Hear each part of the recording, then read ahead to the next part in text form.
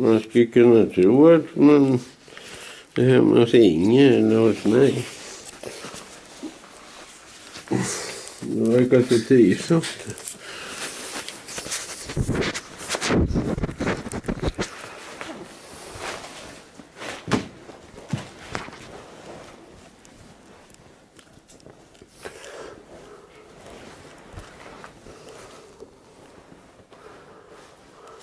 Men du, nu såg det ju för jävligt ut här faktiskt. Gör man illa så man kliver på golvet?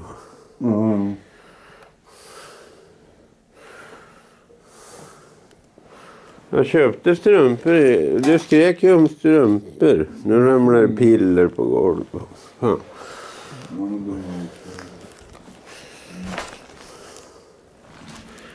Vad har jag gjort? Jag har haft party eller vad fan?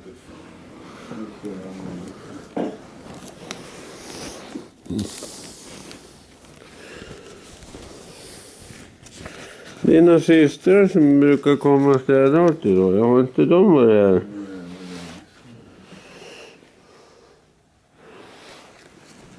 Ja.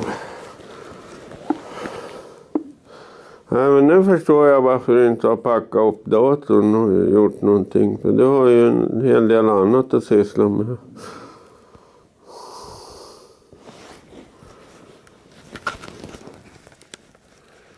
Men kaktusen trivs i alla fall. Det ser jag.